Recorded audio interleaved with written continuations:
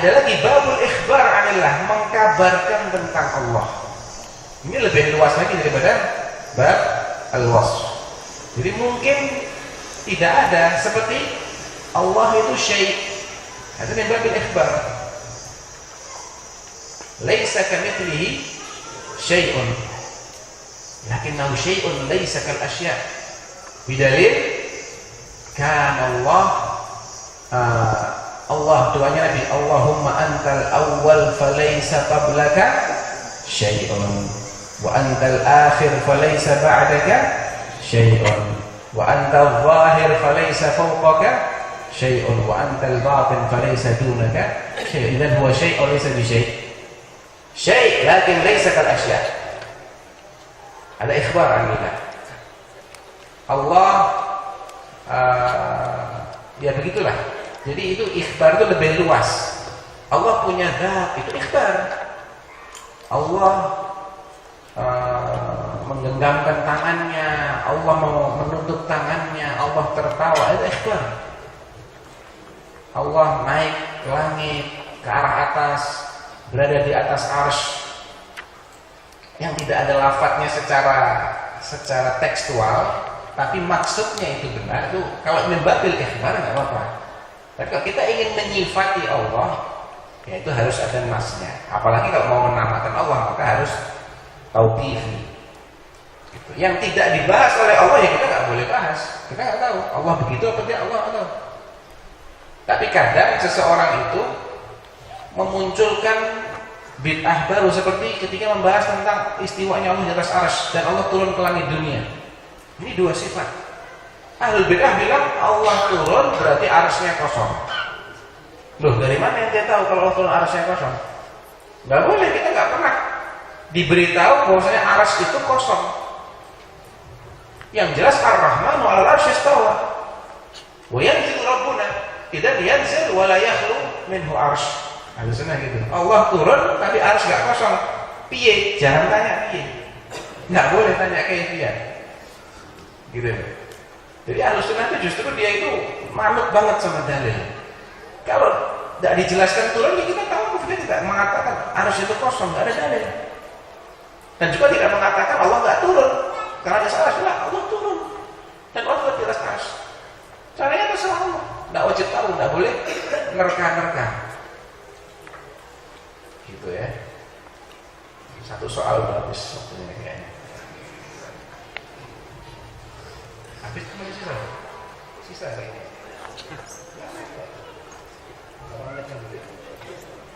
Ada 8 menit. Baik. Jangan susah-susah pertanyaannya. Bismillah. Masih dalam masalah yang sama Ustaz. Apakah yang Anda pahami ini benar? Jadi Anda pahaminya seperti dalam masalah jihad. Masalah apa? Arab. Jihad. Jihad. Oh jihad. Nah. Jihad.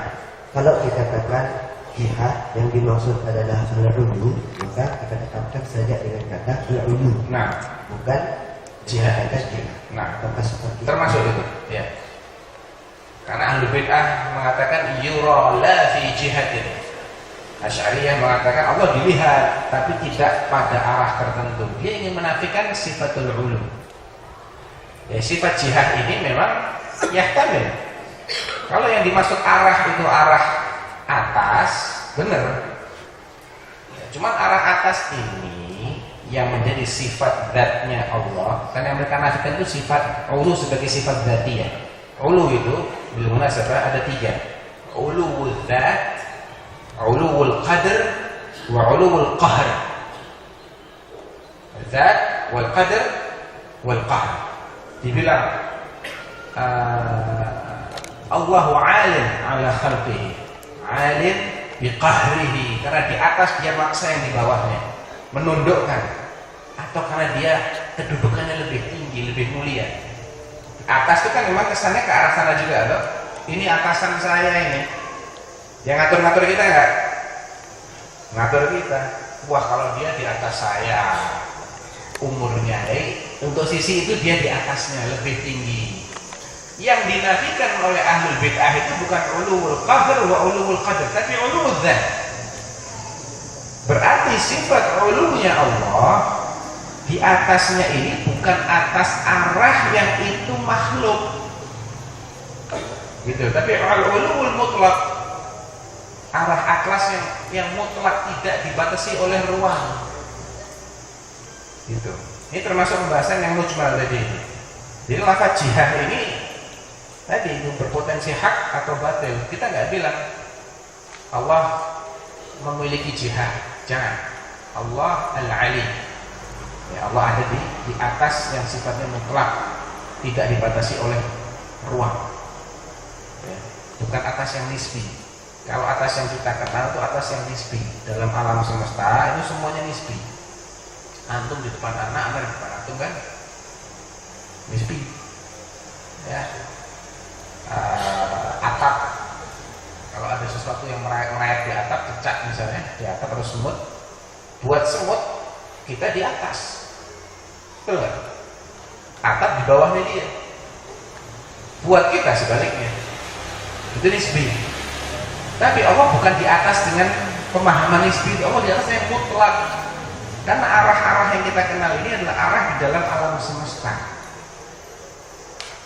Nah, Allah apakah di dalam alam semesta? Nah, Allah di mana? Di dalam alam semesta atau di luar? Ya harus di luar, Bang. Masa Allah di dalam makhluknya? Nah, sebelum Allah menciptakan Allah di mana? Ada arah? Tidak ada arah. Setelah Allah menciptakan alam semesta, baru ada arah. Buat Allah, alam semesta itu di bawahnya. Buat Allah, bukan buat kita. Kalau buat kita ini dalam alam semesta, ya kita bilang arah depan belakang ini nisbi semua buat kita. Tapi di luar itu hanya ada dua arah yang sifatnya mutlak, arah atas atau bawah. Atas identik dengan lebih baik, bawah identik dengan lebih rendah. Buat Allah, arah yang pas adalah arah atas.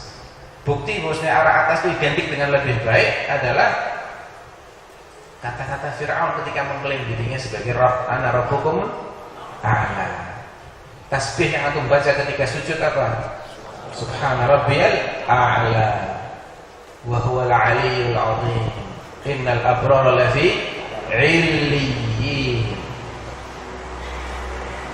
Rabbana arinal ladaini adallana minal jinni wal insi naj'alhuma tahta aqdamina liyakuna minal asfalin thumma radadnahu asfala safilin. As-suful itu identik dengan hina, jelek. Al-ulu identik dengan baik. Itu mutlak. Jadi alam di luarnya Allah semesta, di luarnya Allah, dan Allah selalu ada di atasnya Allah. Jadi Allah itu fil ulu, zatnya selalu ada di atas. Allah Taala. Berarti kita lihat ayat. Nah, ini soal tidak sahaja. Ya, ini wajtama'u ala aimatil haq. Ala aimatil dalal itu. Aimatil haq, kenapa?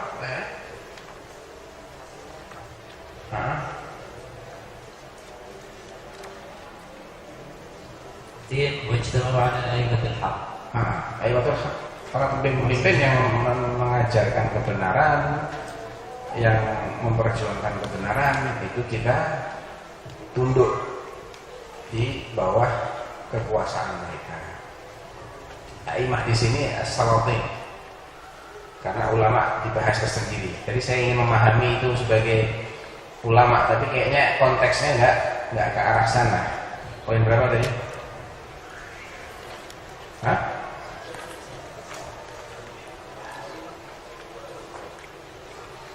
Dua dari bawah. Enggak, poin nomor berapa tadi? Oh, tamhid. Nah. Ya, wajtama ala imatil haq wa lam yakhruju alaihim.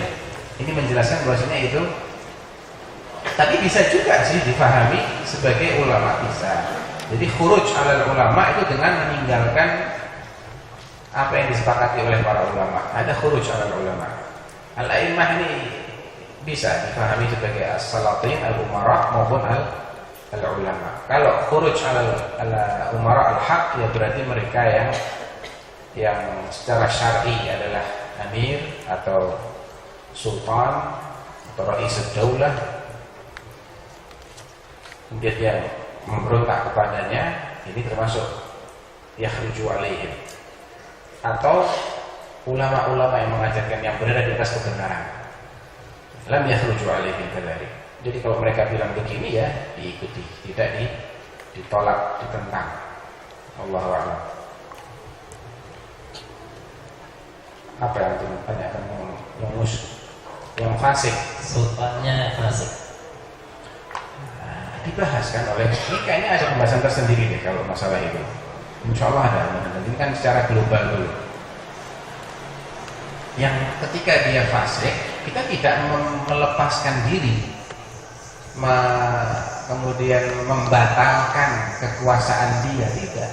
Tapi yang dia perintahkan yang tidak sesuai itu yang kita tolak. Bukan kemudian status dia itu langsung gugur semua. Jadi la ta'ata li makhluq fi maksiatil khaliq. Fi hadhihi al-ma'siyah faqat. Dalam maksiat itu saja yang dia tidak ditaati. Bukan kemudian gugur secara total. Kan dalilnya banyak di sini. Qala afala nunabidhum yasul qala la ma sallu aw ma aqamu fikum shalah atau la hatta tara kufran bawahan. Alladillah katsirah yang juga. Jadi harus dilihat dari banyak sisi. Malah yatarattab alaihi mafasid kadzalik. Walaupun mereka sudah jelas-jelasan kafir, jelas kafirnya kafir dari lahir, bukan murtad. Kalau mereka masih perlu peninjauan ulang, metafar syurut, ya kafir asli. Trump misalnya, Donald Trump, kafir asli kan? Asli. Baik, ada yang berani memfatwakan wajib bagi kaum muslimin di Amerika untuk memberontak kepada Trump. Orang tidak waras itu. Minoritas kok mau memberontak, ya habis mereka hidup saja ya, tanpa ada masalah sedikit pun mereka akan ditumpas, dihabisi. Tidak ada yang mengatakan seperti itu, walaupun kita sepakat kalau Trump itu kafir. Jadi beda pembahasan antara khuruj dengan status dia. Tidak selamanya orang kafir itu kemudian rakyatnya diwajibkan untuk khuruj. Wajib kalau la yatarattab alaihi mafasid a'zam. Kita tahu kata kata itu tinggalkan Amerika, hijrah, itu caranya, bukan berontak. Kalau dihabisi tidak ada faedahnya kan. Jadi khuruj ini pembahasan tersendiri ya, tidak harus berkaitan dengan kafir atau belumnya pemerintah itu. Jadi kadang-kala dia sudah kafir pun tetap tidak diperbolehkan untuk khuruj. Gitu. Jadi itu dalilnya nggak satu, jadi banyak dalilnya, nyebar di sini dari ijma'nya para ulama juga, secara akal juga begitu. Loh, khuruj itu fungsinya untuk apa sih? Coba untuk apa kira-kira? Logikanya orang khuruj itu apa yang dia cari? Kekacauan ataukah perbaikan? Kalau khuruj yang cari kekacauan, ya ini orang kacau, nggak benar ya. Kalau dia ingin perbaikan, bagaimana dia memperbaiki yang ada di bawah kekuasaan dia? Dengan cara apa? Mau ganti kekuatan Anda sebanding apa tidak? Kalau enggak, ya Anda yang pindah, jangan di situ. Salahnya kamu di situ kan? Ya, secara logika pun enggak masuk akal gitu loh. Kalau itu diwajibkan dalam semua kondisi tanpa mempertimbangkan maslahat dan mafsadat. Baik. Enak, nah, kita boleh kita lanjut nanti habis maghrib ya, insya Allah, karena masih banyak ini. Berapa halaman lagi? Nah, masa belum satu? Lebih terakhir. Berapa halaman? Mulai dari halaman 5 kan ya, 1, 2, 3, 4, ya hampir 4 halaman. Masih berapa lagi? 29, 20 halaman lagi. Kedua dari sih ya 20 halaman. Baik, buru insya Allah. Asal tidak susah-susah pertanyaannya. Saya Allah Ta'ala alam. Sallallahu alaihi Muhammad wa ala alihi wasallam. Assalamualaikum warahmatullahi wabarakatuh.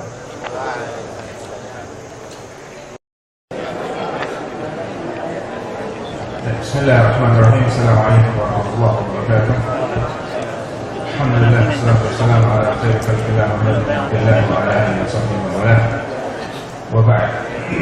Kita lanjutkan ya. Poin yang ke-9. Qadar.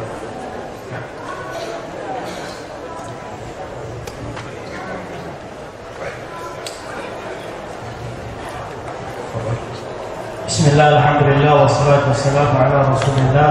أما بعد قال المؤلف رحمه الله: قواعد أصول في منهج التلقي والاستدلال إلى قوله التاسع: في الأمة محدثون ملهمون والرؤيا الصالحة حق وهي جزء من النبوة والفراسة الصادقة حق وهذه كرامات مبشرات بشرط موافقتها للشرع وليس ومبشرات بشرط موافقتها للشرع وليست مصدرا للعقيدة ولا للتشريع.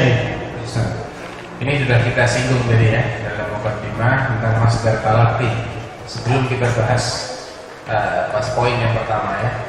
Jadi fil ummah, di kalangan umat Islam ini, umatul dakwah, umatul istijabah, ada orang-orang yang muhaddatsun wa mulhamun.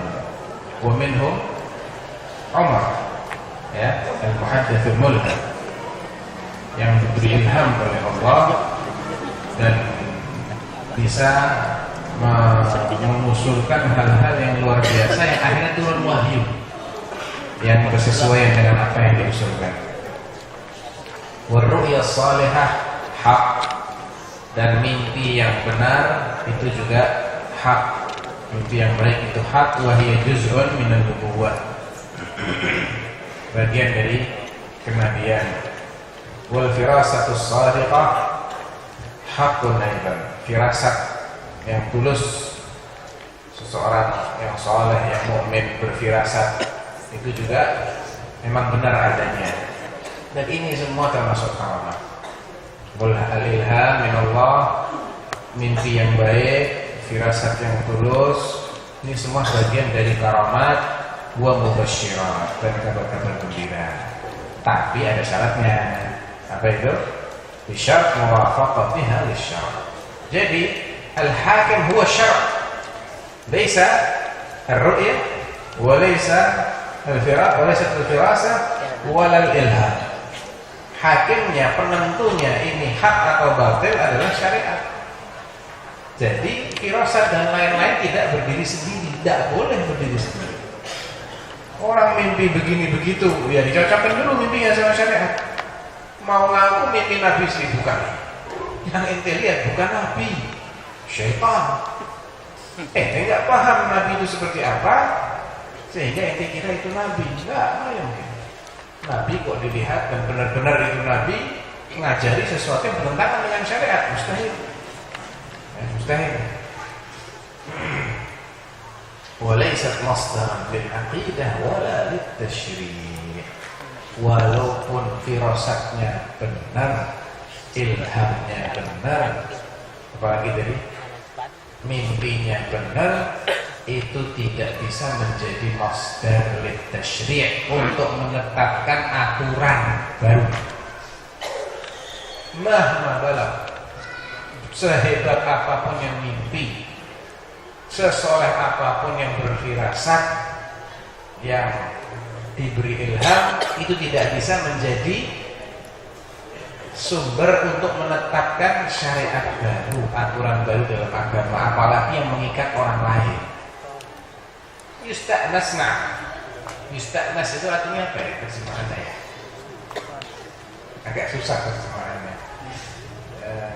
Salah seorang syekhuna, muridnya Syekh Ibnu Utsaimin, masih hidup beliau, Syekh Sami As-Sutair hafizahullah, pernah memberikan sebuah faedah ya. Faedahnya tentang bagaimana memanfaatkan mimpi yang benar itu. Dia menceritakan bahwa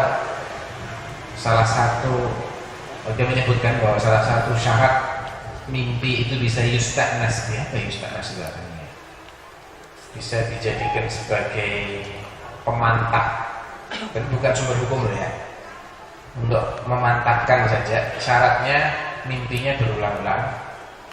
Yang dilihat dalam mimpi adalah Rasulullah sesuai dengan ciri-ciri Rasulullah yang sampai kepada kita, dan yang disampaikan di dalam mimpi itu harus didukung oleh kaidah umum syariat.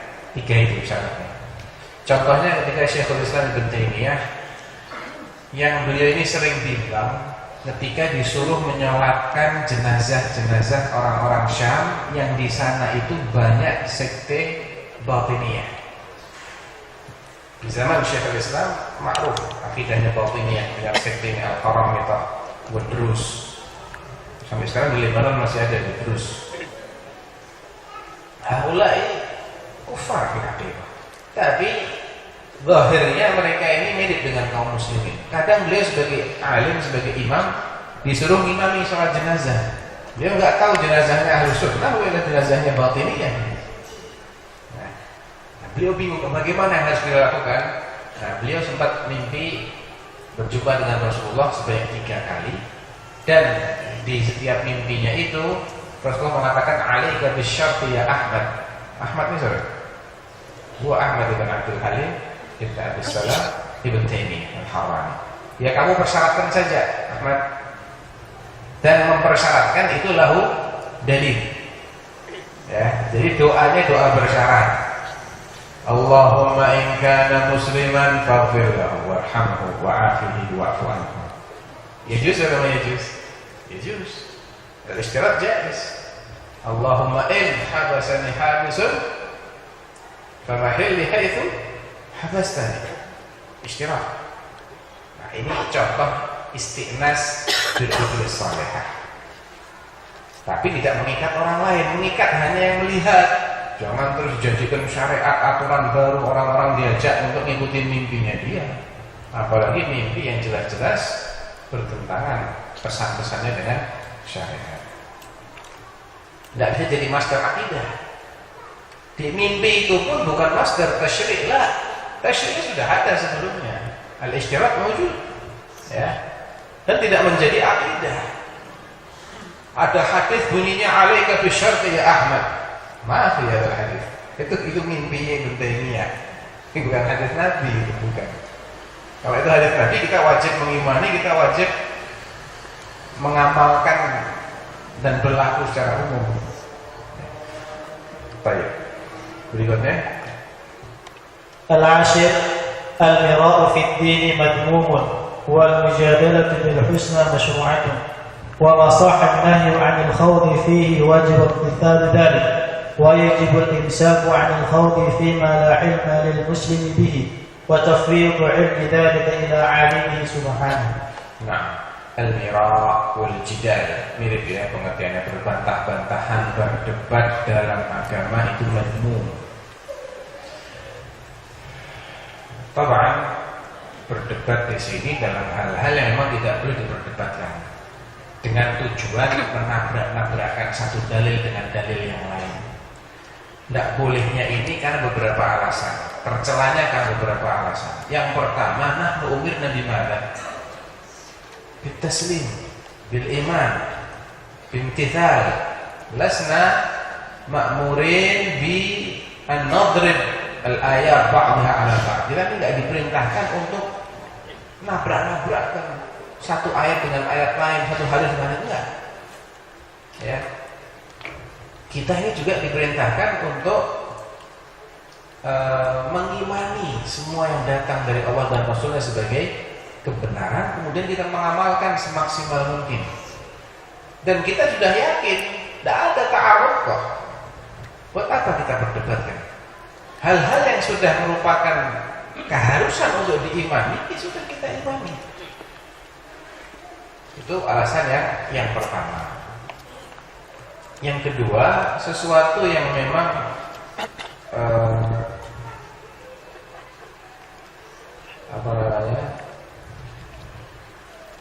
dilarang kita untuk membahasnya secara lebih mendalam karena kita tidak diberi ilmu, nggak boleh kita bahas, karena berarti kita akan membahas bil batil, bil dzunun, bi ghairi ilm. Itu termasuk dosa besar. Wa anta qulu 'ala Allahi ma la ta'lamun. Disebutkan paling akhir. Al-qaul 'ala Allah bighairi ilm itu termasuk dosa yang melahirkan dosa-dosa besar lainnya. Asyirk, al-i'tiqadat al-batilah itu juga bagian atau hasil dari al-qaul 'ala Allah bighairi ilm.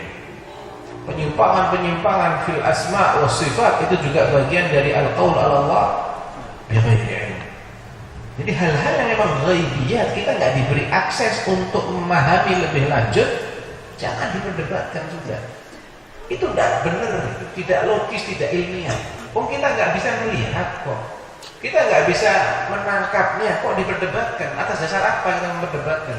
Baik dengan mengingkari yang kita tidak bisa mencernanya, atau dengan menafsirkannya dengan penafsiran-penafsiran tanpa dasar, atau menetapkan sesuatu yang tidak ditetapkan sebelumnya. Ini termasuk al-khawd. Jadi nggak boleh kita bahas kecuali berdasarkan dalil. Al-mujadalah bil husna masyru'ah. Terus berdebat dengan cara yang baik itu masyru'. Maksudnya ketika kita ingin mendakwahkan ini Islam kepada orang-orang yang masih menolak, Nabi juga menggunakan perdebatan, mengajak dengan cara, ayo buktikan. Coba kamu panggil Tuhan-Tuhanmu itu, dengar enggak dia? Kamu mintain tolong, bisa nolong kamu enggak? Terus kenapa kamu sembah ini? Ya kan? Walhasil tergantung bagaimana itu dilakukan, tujuannya apa. Jadi kadang-kadang jidal itu digunakan dalam kondisi dakwah yang biasa ini tidak mempan. Mau'izah hasanah juga tidak mempan. Baru wajadilhum billati hiya ahsan. Tentunya ini juga kepada orang-orang yang memang ingin mencari kebenaran itu. Adapun mereka yang hanya mencari pembenaran, lain lagi ceritanya. Bukan cari kebenaran, tapi cari pembenaran, jangan pernah berdebat dengan mereka. Karena mereka nggak mau tahu. Nah, kita Ahlus Sunnah wal Jamaah melarang kita kaum muslimin untuk berdebat dengan ahlul ahwa'i wal bidah.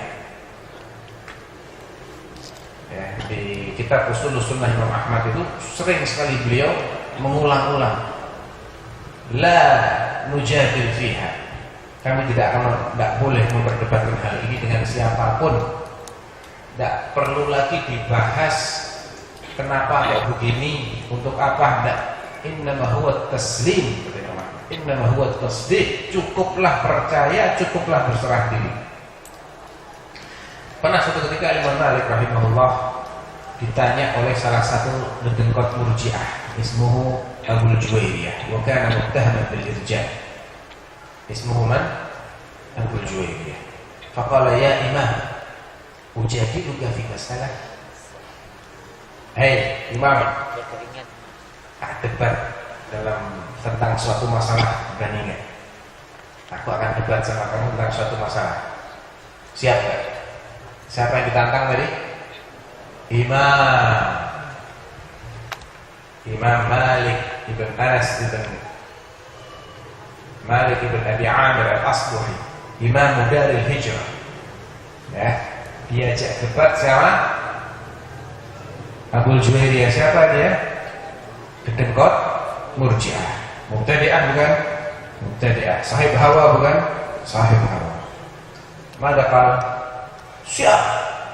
Enggak. Ayo. Enggak.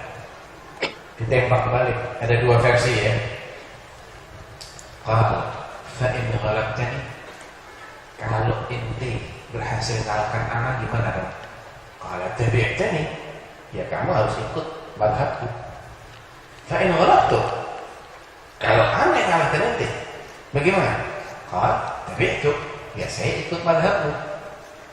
Fa in ja'ana thalithun wa ghalabana, kalau ada orang ketiga datang mengalahkan kita semua, qala tabi'na, kita ikut dia. Kapan rampungnya? Ya. Kapan selesainya agama ini kok diperdebatkan terus? Qala ya fulan, innallaha ba'atha Muhammadan bidinin wahid wa uraka tantaqilu bainal adyan. Ya fulan, Allah itu mengutus Muhammad sallallahu alaihi wasallam dengan din yang satu. Kok kelihatannya kamu ini pindah-pindah din? Hari ini ala madhab fulan, besok ala madhab alan, lusa ganti lagi. Riwayat yang lain, jawaban beliau gini. Pintar juga jawaban imam, mesti pintar ya. Qal amma ana fa'ala yaqinin min amri. Kalau ana sudah yakin tentang kebenaran ajaran ini, akidah ini, ana sudah yakin. Fadhhab anta ila syakin mithlik fajadilhu. Lah kalau ente masih ragu-ragu, cari orang-orang kebingungan seperti ente, ajak dia berdebat biar tambah bingung. Orang sudah yakin kalau diperdebatkan, kurang kerjaan kan? Ada antum mau diajak debat, ayo kita buktikan sama-sama apakah 10 kali 10 sama dengan 100 atau bukan. Kurang kerjaan ya akhi antum ada yang debat. Kalau masih ragu-ragu, cari orang yang ragu-ragu 10 kali 10 sama dengan 100, ajak dia debat. Anda sudah yakin, ngapain kita berdebat kan? Nah, baru paham antum.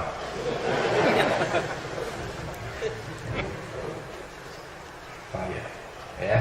Jadi kita ini bukan takut berdebat, tapi kita ini menghargai akal dan waktu kita. Hal-hal yang kita sudah yakin, buat apa diperdebatkan dengan orang-orang yang tidak mau tahu? Itu masalahnya. Haulai ashab hawa, bukan mau cari kebenaran. Lain ceritanya dengan orang terkena syubhat, miskin, buka internet, dengerin televisi gak jelas, radio gak jelas, majalah gak jelas, kena syubhat dia. Datang ke santrinya Abu Hurairah, Ustaz, ini gimana cara bantah syubhat ini? Apa jawaban dong? Pertama-tama, antum dapat syubhat dari mana? Dari Ustaz. Udah, jangan baca lagi ya. Jangan penasaran lagi dengan majalah itu. Salah kalau penasaran, itu gak sesuai dengan manhajnya Ahlus Sunnah wal Jamaah. Nanti ada riwayat kedua, saya akan menukilkan di sini. Yang kedua, antum jelaskan, bantah syubhatnya. Ini masyru', karena dia cari kebenaran. Kalau antum bisa bantah, antum bantah. Gak bisa bantah, alihkan ke orang yang bisa membantahnya dan nasihatin dia, jangan dibaca lagi itu majalah, dengerin lagi itu TV atau radio atau ustadz yang menyebarkannya. Ya. Pernah suatu ketika Tawus bin Kaisan, ahad sadat tabi'in, salah satu tokoh tabi'in senior, Tawus bin Kaisan dari Yaman, bersama anaknya, kalau nggak salah Abdullah bin Tawus. Famarra bihima rajulun, dilewati oleh seseorang. Orang ini iseng, dia bilang apa? Inna Najdah bin Amir yaqulu kada wa kada wa kada. Sesungguhnya Najdah bin Amir, siapa dia? Didengkot salah satu firqah Khawarij terkenal di masa itu, firqatul Najdah. Ya, Al-Khawarij arba' firqah. Khawarij al-qadim di zaman dulu itu Khawarij ada 4. An-Najdiyah, An-Najdah, atba' Najdah bin Amir, was-Sufriyah, atba' Muhallab bin Abi Sufrah, wa Al-Azariqah, atba' Nafi' bin Azraq, dan Al-Ibadiyah yang masih eksis sampai hari ini. Al-Ibadiyah di Oman sana, karena paling modern dibandingkan yang lain-lain. Nah, Najdah bin Amir itu pernah mengatakan begini. Wah, tahu ini Najdah bin Amir yang ngomong, dia langsung bilang kepada anaknya, ya bunayya usdud udhunaik wa ahkim, sumbat telingamu yang keras, yang kencang, jangan sampai terdengar itu omongannya Najdah bin Amir. Ini wasiat Imam min a'immatut tabi'in kepada putranya. Jadi syubhat itu dijauhi, jangan didekati. Jangan sekali-kali penasaran. Itu tidak baik. Penasaran itu bukan termasuk manhajnya salaf saleh. Tidak diberi kesempatan ahli bid'ah itu untuk bicara. Apalagi ahli bid'ah diberi tempat, disyuting, didudukkan bersama Ahlus Sunnah, duduk sama rendah, berdiri sama tinggi. Ayo saya beri waktu 15 menit, silahkan. Dia akan sebarkan 15 syubhat dalam 15 menit.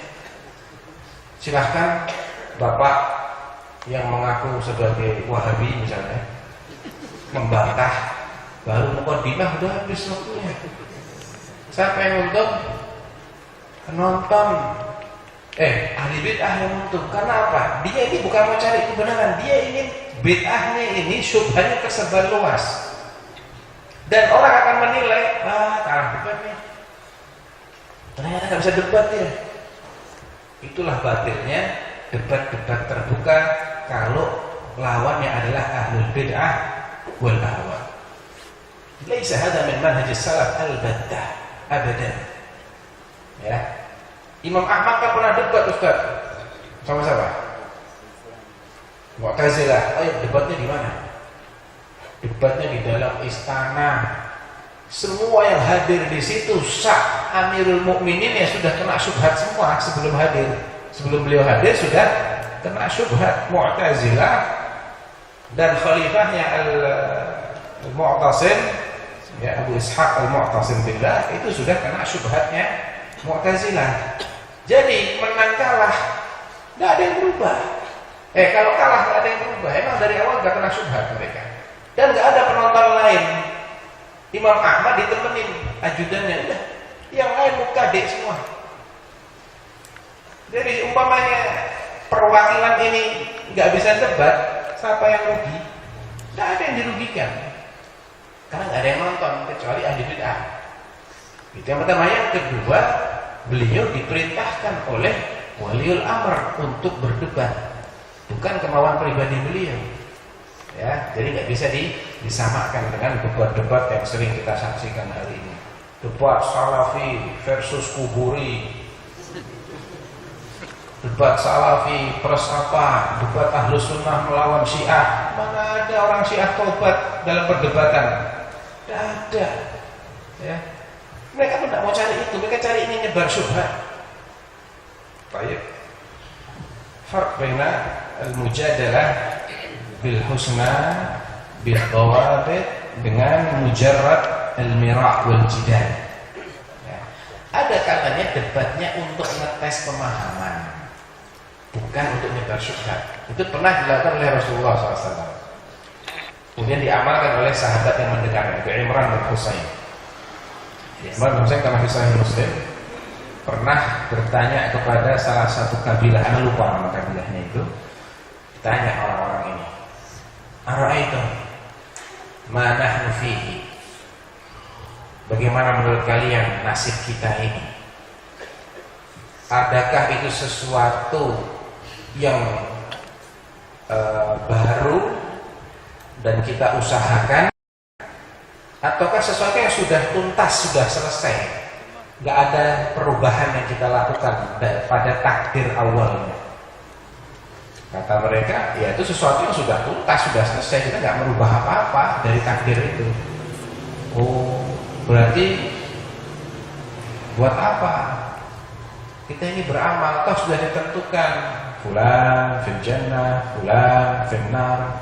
Kita ini beramal tidak merubah nasib kita. Ya memang, afala yakunu dzulman? Apa enggak dolim itu? Langsung merinding orang-orang.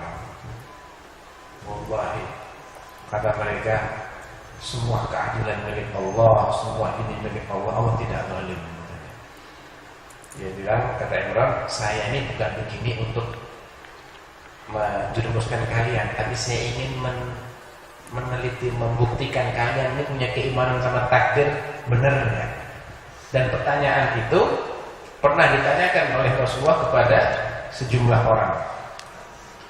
Semuanya adalah kekuasaan Allah, semuanya adalah milik Allah. Bagaimana mungkin Allah akan dikatakan zalim untuk berbuat semaunya terhadap apa yang dikuasai dan dimilikinya? Gak bisa dibilang zalim di sini. Kata Rasulullah, "I'malu fa kullun muyassar lima khuliqa lah." Tetaplah kalian beramal karena masing-masing dari kalian itu dimudahkan untuk mengamalkan amalan-amalan yang memang dia sudah ditentukan untuk mengarah kepada hasil dari amalan tersebut. Amal soleh mengarah ke jannah. Kalian beramallah karena diarahkannya seseorang itu dengan sebab amal. Ya, hati-hati, yang mengamalkan maksiat berarti Anda sedang mengarah ke nar. Segeralah berbalik arah. Perhatikan, yang diarahkan untuk taat berarti Anda sedang ke jannah, istiqomahlah di situ. Itu nggak ada kezaliman. Nah, kalau pertanyaannya seperti ini, itu boleh ya untuk memantapkan akidah. Baik. Wajibul imsak 'anil khawd. Hal-hal yang tidak pernah dibahas, kita nggak diberitahu ilmunya, seorang muslim harus menahan diri, tidak boleh membahasnya dan menyerahkan ilmunya kepada Allah. Seperti tafwidul kaifiyat li sifatillah azza wa jalla. Menyerahkan tentang kaifiyat sifat-sifat Allah. Itu wajib kita tafwid.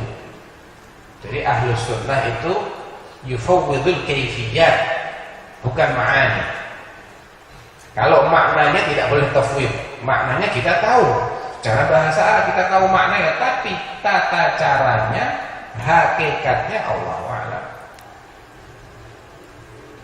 Jangan seperti mufawwidah. Mufawwidah itu yufawwidul ma'na wal kaif. La ada dhalalun mubin.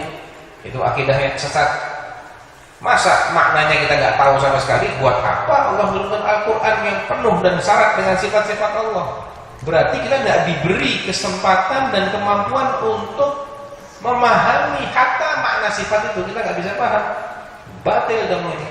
Berarti Al-Quran tidak menjadi hudal lil muttaqin. Gimana hidayah kok nggak bisa dipahami sama sekali? Nah, ini akidah batil. Tapi yang kita serahkan kepada Allah adalah kaifiyahnya. Allah tertawa caranya, Allahu a'lam. Allah marah caranya, Allahu a'lam. Seperti apa, Allahu a'lam. Turunnya Allah, Allahu a'lam kayak apa. Tapi turun itu kita tahu. Dari atas ke bawah itu namanya turun. Dari bawah ke atas namanya naik. Naiknya caranya bagaimana? Allahu a'lam. Ya. Tangan, makna tangan secara bahasa kita tahu, tapi wujudnya, gambarannya tidak bisa. Bayangan apapun yang muncul tentang tangan itu bukan tangannya Allah. Wajah juga begitu. Apapun yang terbayang saat mendengar orang mengatakan atau Al-Quran bilang wajah Allah, itu bukan wajah Allah. Tapi wajah maknanya kita tahu secara bahasa. Ini makna di benak kita, nggak bisa kita gambarkan. Baik. Berikutnya. الحادي عشر يجب الالتزام بمنهج الوحي في الرد كما يجب في الاعتقاد والتقرير فلا ترد البدعة ببدعة ولا يقابل التفريط بالغلو ولا العكس. Nah, kita ini wajib iltizam. Iltizam ini berpegang teguh dengan manhaj wahyu. Bagaimana cara wahyu itu membantah, sebagaimana kita wajib berpegang teguh dengan wahyu dalam menetapkan dan mengukuhkan sesuatu. Wahyu menetapkan suatu keyakinan dengan cara apa? Ya kita pegang teguh cara itu. Wahyu membantah dengan cara apa? Kita juga pegang teguh. Apa yang ditolak oleh wahyu dinafikan, kita juga tolak. Apa yang ditetapkan oleh wahyu kita tetapkan. Tidak boleh seseorang mengcounter bid'ah dengan memunculkan bid'ah baru. Seperti Asy'ariyah menolak bid'ahnya Mu'tazilah dengan bid'ah baru. Kan kronologinya begitu. Abul Hasan Al-Asy'ari saat masih berpemikiran Asy'ariyah itu sebetulnya ingin membantah bid'ahnya orang-orang Mu'tazilah, tapi mereka tidak menggunakan metodologi Ahlus Sunnah wal Jamaah, pakai filsafat, ilmu kalam. Akhirnya muncul bid'ah baru. Orang-orang Qadariyah ingin menolak suatu pemahaman yang menyimpang menurut mereka, tapi dengan cara yang bid'ah. Akhirnya timbul bid'ah baru, bid'ah Qadariyah. Murji'ah, Jabriyah sebaliknya, akhirnya muncul bid'ah baru lagi. Jadi bukan dengan cara itu. La yuqabalu tafrid bil ghulu. Orang-orang Murji'ah ada mufarrid, tapi Khawarij itu ghulat. Orang-orang Jabriyah itu berlebihan dalam menetapkan masyiah dan takdir. Nah, menetapkan takdir Allah. Orang-orang Qadariyah berlebihan dalam mengingkari takdir, bukan dengan cara itu, tapi dengan wahyu. Ya. Nah,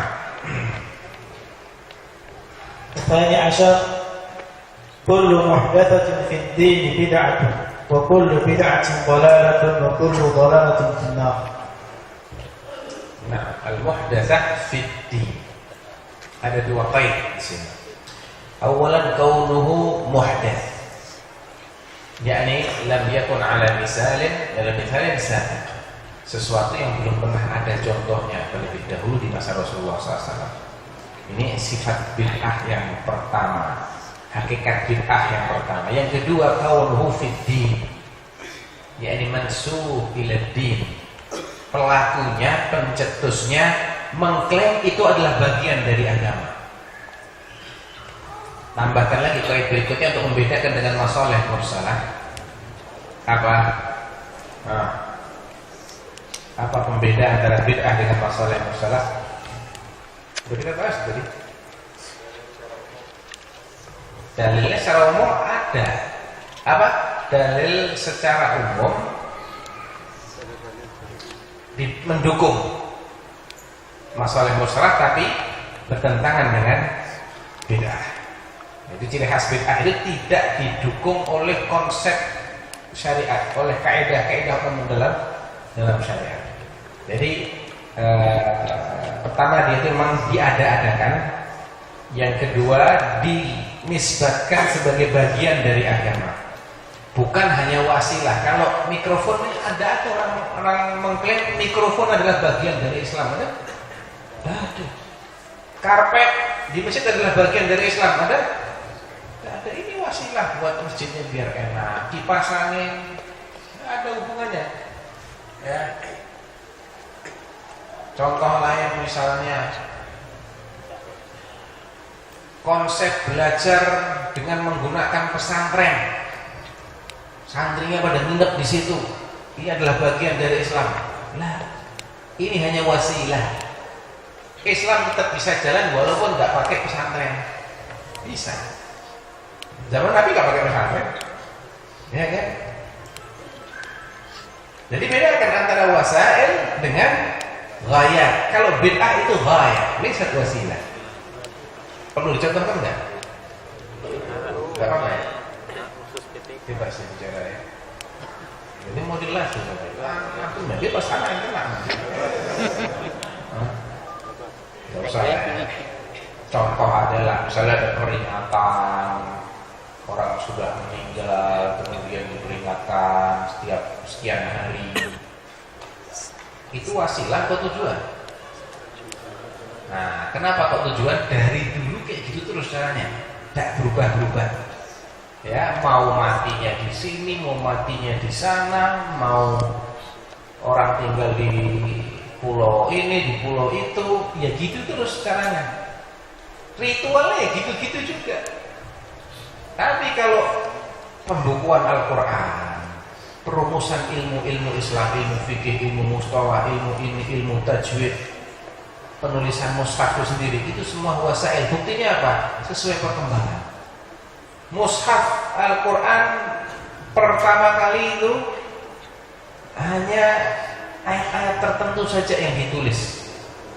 Tulisannya sederhana, primitif. Antum baca nggak akan bisa sekarang ini. Ini huruf apa ini? Nggak jelas. Nggak pakai titik, nggak pakai harokat, hurufnya aneh bentuknya. Ya dulu itu sudah cukup jelas buat mereka. Karena yang baca orang-orang yang memang rata-rata menghafal itu. Ya, rata-rata mereka mengandalkan hafal orang bangsanya bangsa ummi dahulu. Setelah makin banyak orang yang perlu membaca, mulai disempurnakan, dibakukan menjadi rosam Utsmani, rosam-rosam yang lain dieliminasi. Baca pakai ini. Mulai banyak orang-orang Ajam masuk Islam. Ini kalau nggak pakai titik, kita bingung mana nun, mana ta, mana ba, mana ta, mana ya. Bingung nih kita. Dikasihlah titik.